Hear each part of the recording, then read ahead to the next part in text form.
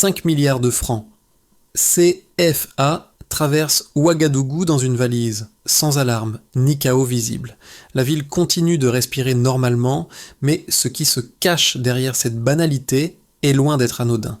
Cette somme, apparemment insignifiante, n'est pas simplement une transaction financière. C'est le prélude à une manœuvre stratégique visant à acheter des loyautés militaires, tandis que l'État tente de maintenir un fragile équilibre.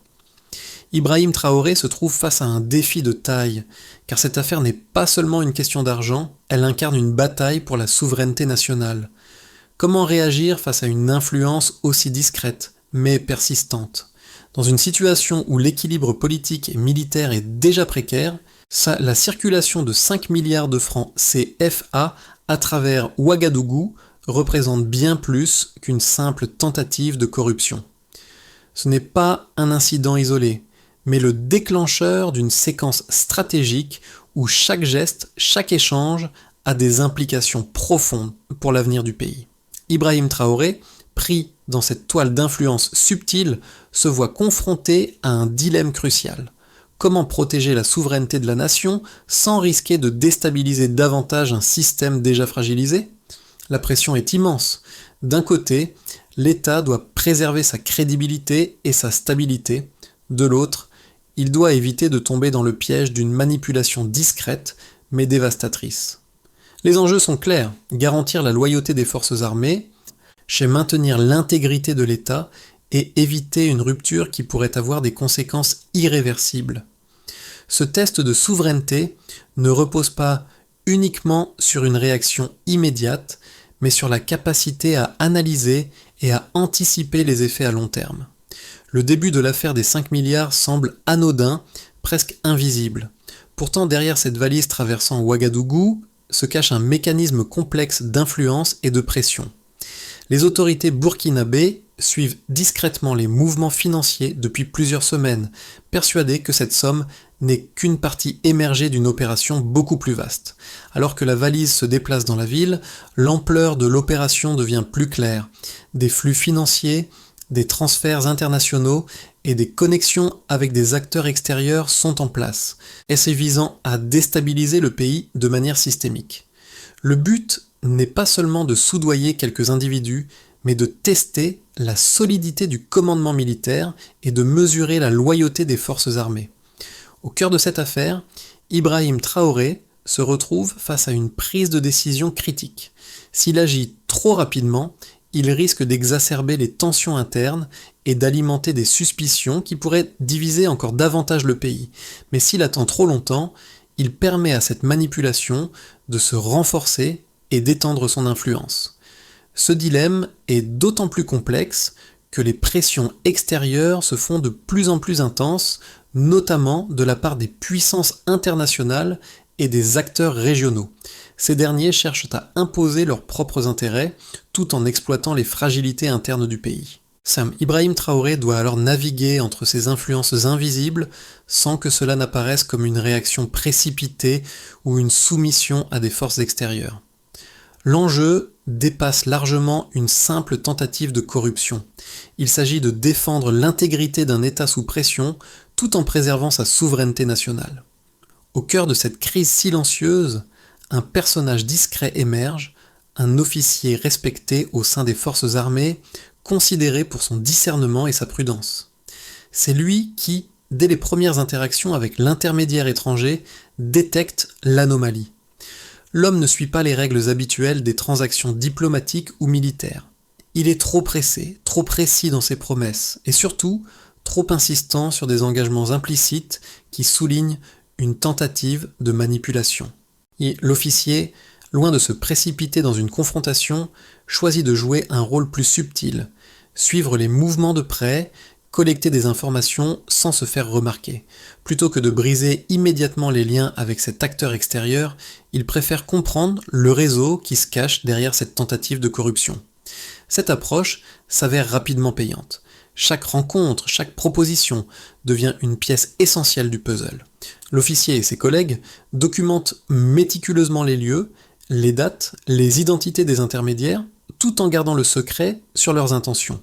Cette patience stratégique permet de récolter des informations cruciales, transformant ce qui aurait pu être une simple tentative de corruption en un véritable réseau d'influence.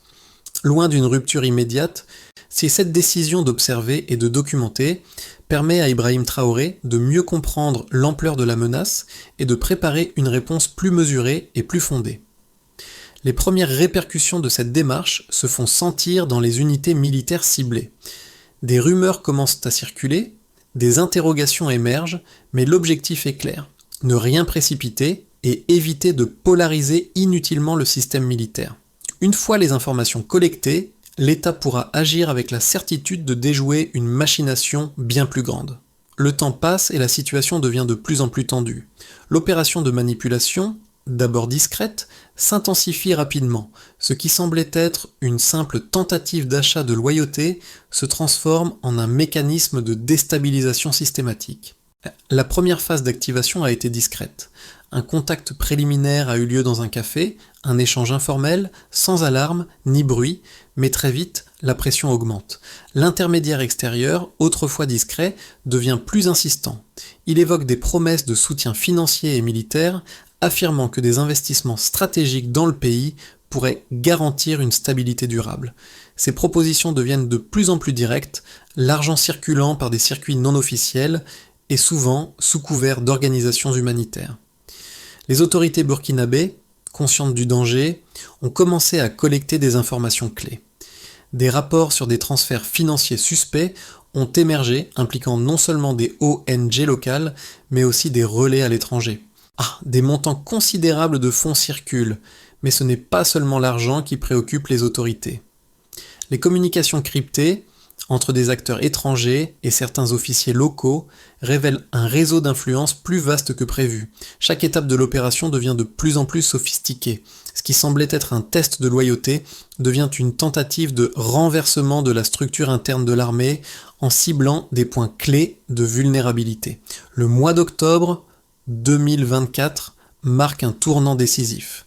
Les autorités burkinabées commencent à saisir l'ampleur du défi. Ils comprennent que l'objectif de ces manœuvres n'est pas seulement financier, mais qu'il s'agit d'une tentative coordonnée d'affaiblir l'État par l'infiltration des forces armées. C'est l'unité spéciale qui suit l'affaire depuis le début, déploie des efforts pour démanteler le réseau.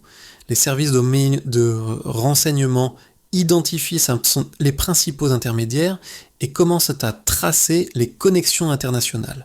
Un puzzle complexe de transactions et de communication s'assemble. Le 8 novembre 2024, le moment tant redouté arrive. L'intermédiaire, pensant conclure l'opération, se rend dans un hôtel de la capitale où la transaction doit avoir lieu. Mais il ignore que l'unité spéciale a déjà pris position dans la salle voisine. À l'heure convenue, l'action se déclenche. Les gardes sont neutralisés, la valise contenant les 5 milliards de francs CFA est saisie et l'intermédiaire est arrêté. L'opération qui devait fragmenter l'État échoue en quelques minutes. Ce coup décisif a permis de révéler l'envergure de l'ingérence extérieure. Les autorités, sous la direction d'Ibrahim Traoré, agissent avec une grande précaution. La valise est mise sous scellé et une diffusion contrôlée des premières conclusions est autorisée. Cette décision marque un tournant dans l'affaire. Il ne s'agit plus d'une simple rumeur interne, mais d'une preuve tangible d'ingérence active. La réaction de l'État est mesurée, il s'agit de maintenir la transparence sans susciter de panique inutile, tout en assumant les faits devant l'opinion publique. La saisie de la valise contenant 5 milliards de francs CFA ne se limite pas à une simple arrestation. Elle marque le début d'une analyse minutieuse des preuves qui démontrent l'ingérence systémique.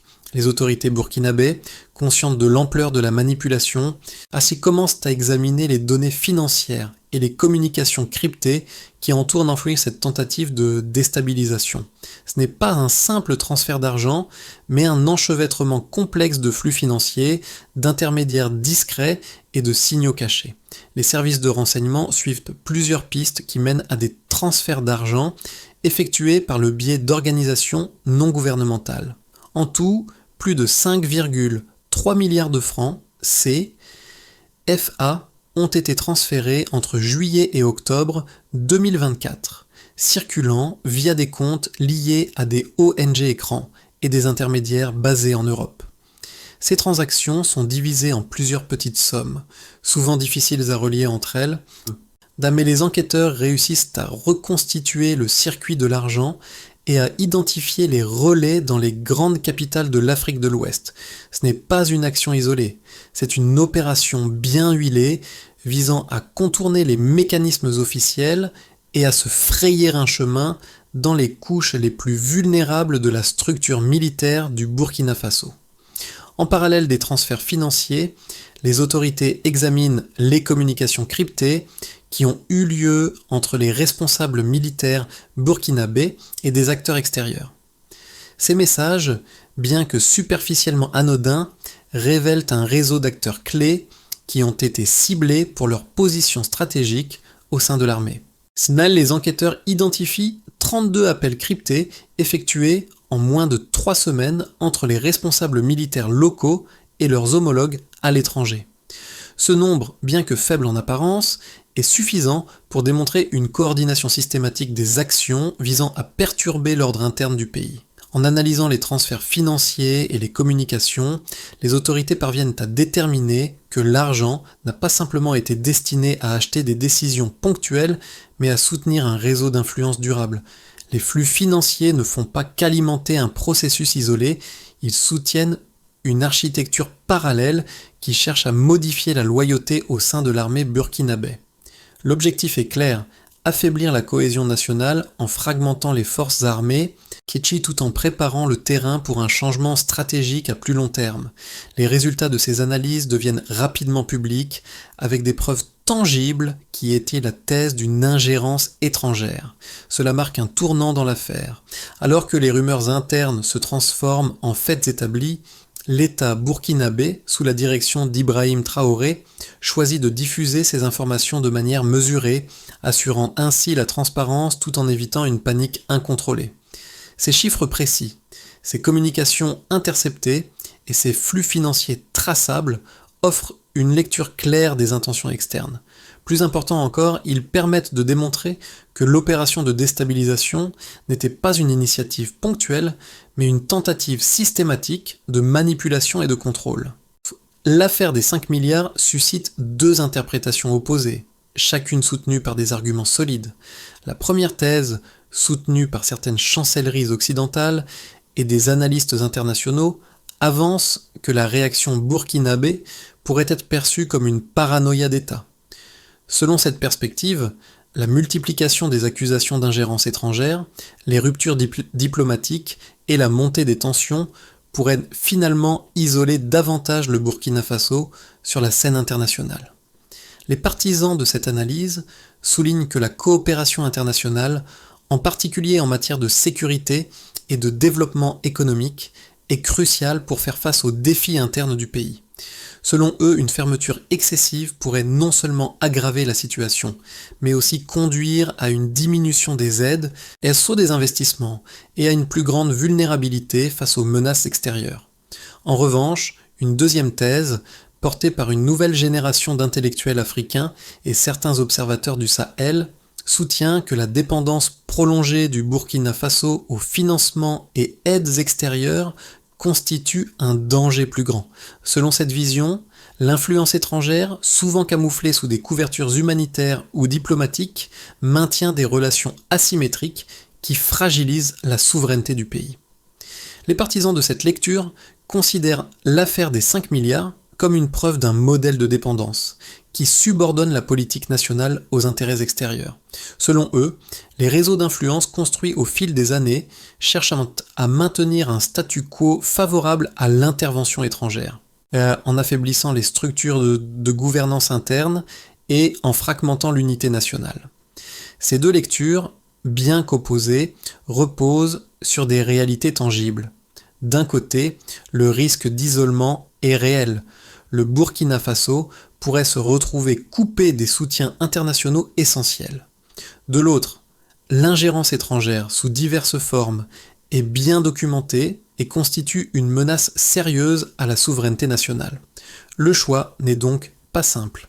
Il implique de naviguer entre la nécessité de maintenir des relations diplomatiques solides et l'impératif de protéger les institutions nationales contre des influences extérieures déstabilisatrices. Le véritable défi pour Ibrahim Traoré réside dans la capacité à équilibrer ces deux forces. L'affirmation de la souveraineté ne doit pas se faire au détriment de la coopération internationale, mais elle doit se faire de manière à préserver l'autonomie du pays. L'affaire des 5 milliards, loin d'être une simple question financière, devient ainsi un test de la capacité du Burkina Faso à redéfinir sa place dans un environnement géopolitique complexe. L'affaire des 5 milliards atteint un point de bascule crucial.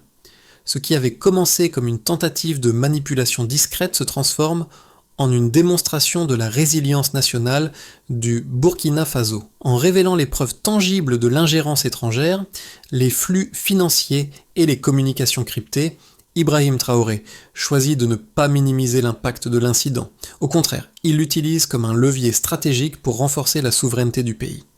Cet acte de transparence a des répercussions immédiates. Sur le plan interne, les forces armées, confrontées à une tentative de manipulation, se ressoudent autour d'un objectif commun, préserver l'intégrité nationale. Sur le plan diplomatique, les acteurs extérieurs, jusqu'ici discrets, sont contraints de répondre. La communauté internationale, bien que partagée, ne peut ignorer les faits exposés. Certains saluent la décision de Traoré de ne pas dissimuler l'affaire, tandis que d'autres critiquent la révélation publique, estimant qu'elle pourrait nuire à la coopération régionale.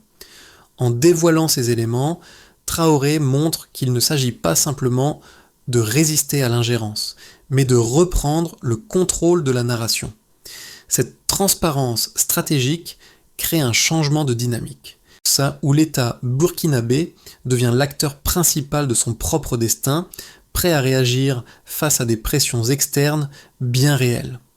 L'affaire des 5 milliards a des répercussions profondes à la fois sur le plan interne et externe. D'un côté, à l'intérieur du pays, la tentative de manipulation financière, bien qu'échouée, provoque un sentiment de cohésion au sein des forces armées et de la population.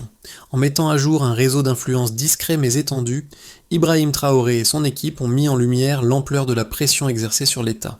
Cette révélation de l'ingérence n'est pas seulement un signe de résistance, mais aussi une occasion de réévaluer les relations du Burkina Faso avec ses partenaires extérieurs. Les citoyens, choqués mais unis, s'y prennent conscience de l'importance de défendre leur souveraineté et de résister aux forces extérieures qui cherchent à manipuler les structures internes du pays. Le soutien populaire envers le gouvernement se renforce, même si certaines questions subsistent concernant la gestion des relations internationales. La loyauté au sein des forces armées se voit renforcée, car les militaires y perçoivent la révélation comme un acte de courage et de transparence. Le fait de démontrer que l'État peut exposer les tentatives de déstabilisation devient un gage de confiance pour les forces de l'ordre et la population en général. Sur le plan diplomatique, les effets sont plus complexes. Si certains pays et organisations saluent l'action de Traoré, d'autres critiquent la manière dont l'affaire a été gérée. Certains diplomates étrangers estiment que la divulgation publique des informations pourrait isoler le Burkina Faso et rendre plus difficile la coopération avec les partenaires internationaux. Cependant, la majorité des acteurs régionaux reconnaissent la nécessité de protéger la souveraineté nationale, surtout dans une région du Sahel où l'ingérence extérieure est une réalité constante. L'affaire devient ainsi un point de référence dans la gestion de la souveraineté dans un contexte géopolitique de plus en plus polarisé. Dans les rues de Ouagadougou et au-delà, la réponse sociale à cette révélation est marquée par une mobilisation populaire sans précédent. Des milliers de messages de soutien sont envoyés sur les réseaux sociaux et une nouvelle génération de citoyens s'engage activement pour défendre l'indépendance de leur pays. Ça, ce n'est pas seulement une victoire politique, mais aussi un tournant dans la manière dont les Burkinabés perçoivent leur place dans le monde. L'État, au lieu de se voir fragilisé par l'ingérence, émerge plus fort, déterminé à ne pas céder aux pressions externes. À l'horizon de 6 à 12 mois, plusieurs trajectoires se dessinent pour le Burkina Faso, en fonction des choix stratégiques faits aujourd'hui. 3 scénarios se présentent. Un scénario de continuité prudente, un scénario de montée en puissance régionale et un scénario plus inquiétant de pressions accrues et de repli. Chacun de ces chemins comporte des risques et des opportunités distinctes, mais tous dépendent d'une gestion habile des dynamiques internes et externes. Le scénario de continuité prudente semble le plus probable. Dans ce cas, le Burkina Faso continuerait à jouer une politique de modération en consolidant lentement ses acquis internes sans provoquer de rupture brutale. L'armée renforcerait ses mécanismes de prévention des ingérences externes, tandis que les relations diplomatiques seraient maintenues, bien que sur une base plus stricte. Les audits économiques et les ajustements en matière de transparence financière se poursuivraient sans changements radicaux dans le but de préserver l'équilibre interne du pays.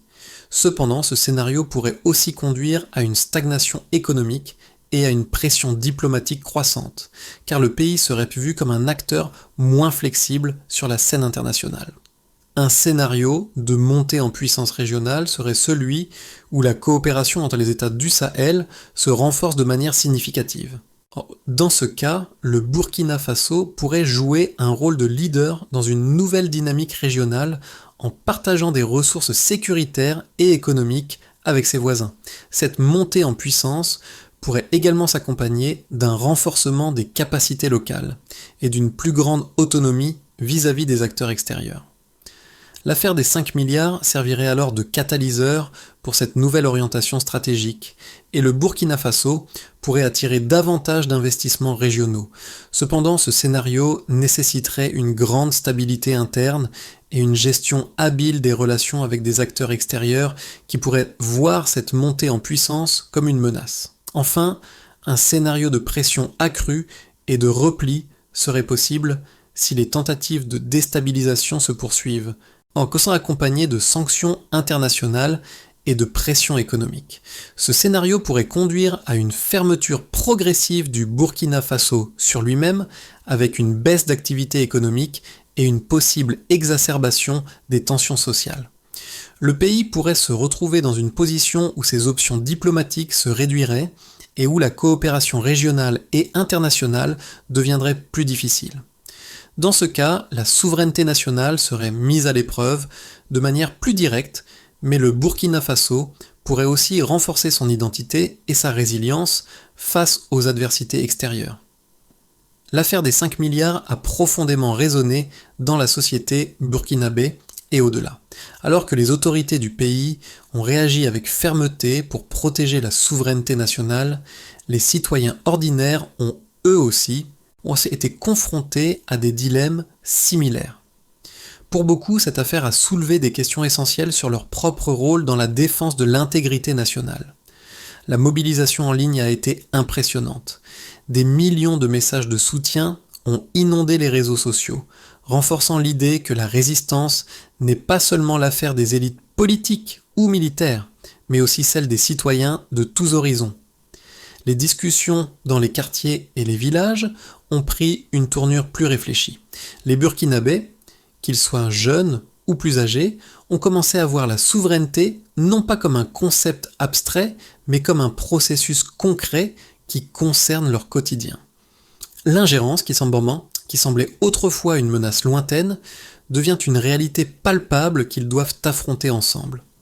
Des débats publics ont émergé avec des débats sur la transparence, la coopération régionale et la place du pays dans un monde globalisé où les frontières ne sont plus seulement géographiques, mais aussi idéologiques et économiques. La solidarité nationale se renforce, mais des préoccupations demeurent.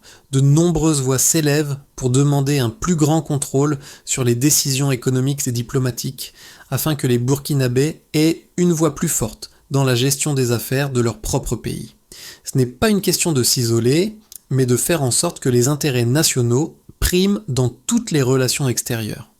Le climat de méfiance vis-à-vis des forces extérieures s'intensifie et les citoyens se retrouvent à la croisée des chemins.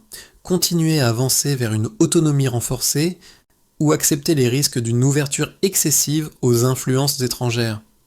Face à la crise déclenchée par l'affaire des 5 milliards, le Burkina Faso doit maintenant définir une feuille de route claire pour assurer la souveraineté à long terme tout en préservant son intégrité nationale. La première étape cruciale est la révision des partenariats stratégiques. Le pays doit scruter minutieusement les accords existants, en particulier dans les secteurs miniers et sécuritaires, pour s'assurer qu'ils ne comportent pas de clauses désavantageuses qui compromettent sa souveraineté. Cette révision sera essentielle pour créer des accords plus transparents et équitables, favorisant ainsi une relation plus équilibrée avec les partenaires internationaux. Ensuite, la mise en place d'une transparence financière renforcée devient une priorité. Le Burkina Faso doit investir dans des mécanismes de traçabilité des flux financiers, afin de limiter les zones d'ombre où l'argent circule sans contrôle. Des plateformes de suivi et des audits renforcés permettront de détecter plus rapidement toute tentative de manipulation financière ou d'ingérence. La transparence dans la gestion des ressources publiques contribuera non seulement à une meilleure gouvernance, mais aussi à une réduction de la vulnérabilité aux pressions extérieures. Enfin, la consolidation de la cohésion militaire est un autre pilier essentiel de la réponse. Le pays doit renforcer ses structures de commandement et de contrôle en formant les officiers à détecter et contrer les tentatives d'influence étrangère. Cela inclut également une sensibilisation accrue aux dangers des manipulations financières et diplomatiques, et afin de garantir que la loyauté des forces armées ne soit jamais compromise par des intérêts extérieurs. Ces mesures doivent être accompagnées d'un engagement renforcé de la société civile. Les citoyens doivent être pleinement intégrés dans le processus de gouvernance en participant à des programmes civiques, à des débats publics et en jouant un rôle actif dans la vigilance nationale. Ce processus inclusif permettra de renforcer la résilience du pays face aux tentatives d'influence et de manipulation. Au terme de l'affaire des 5 milliards, une leçon fondamentale s'impose. La souveraineté ne se proclame pas, elle se construit dans les faits. Ce qui aurait pu n'être qu'une tentative isolée de manipulation est devenu un moment décisif pour le Burkina Faso. Ibrahim Traoré, en révélant cette affaire, n'a pas seulement exposé un réseau d'influence, il a également montré au monde entier que la nation burkinabé était prête à défendre ses principes fondamentaux. La valise, qui semblait être un symbole d'ingérence, est désormais un symbole de résistance. Ce moment de confrontation silencieuse entre le Burkina Faso et les forces extérieures marque un tournant dans la perception de la souveraineté au Sahel. Ce n'est plus une question de lutte contre une ingérence ponctuelle, mais de définir les conditions dans lesquelles un pays peut maintenir son indépendance tout en naviguant dans un environnement géopolitique complexe. La confiance autrefois fragilisée est désormais plus forte et les Burkinabés se sentent unis dans une cause commune. Protéger leur nation contre toute forme d'influence qui pourrait compromettre leur avenir. Ainsi, à Afmaï, cette affaire devient un point de départ pour repenser la souveraineté en termes pratiques, en mettant l'accent sur des actions concrètes et mesurables plutôt que sur des déclarations symboliques. C'est dans cette démarche collective et résolue que réside la véritable force de l'État burkinabé. Le Burkina Faso, à travers cette crise, a prouvé sa capacité à défendre sa souveraineté et à résister aux pressions extérieures. Mais cette histoire ne doit pas être seulement un souvenir de résistance, elle doit servir de base à un engagement renouvelé pour l'avenir. À chaque étape, les Burkinabés ont montré leur résilience et leur volonté de protéger leur indépendance. C'est maintenant au tour de chaque citoyen, chaque acteur de la société, de prendre part à ce processus de reconstruction. Il est essentiel que chacun, qu'il soit militaire, civil ou acteur politique, reste vigilant et engagé pour préserver ce qu'ils ont acquis. La souveraineté ne se défend pas une fois pour toutes, elle se nourrit de l'implication continue de chacun. Ce n'est qu'en travaillant ensemble, en renforçant les institutions et en restant unis, que le Burkina Faso pourra faire face aux défis à venir. Ainsi, la véritable question pour l'avenir est la suivante. Comment chaque Burkinabé peut-il contribuer à cet effort collectif pour garantir que la nation reste maîtresse de son destin ? Cette réflexion est désormais ouverte à tous, car chaque geste compte dans la préservation de la souveraineté du pays.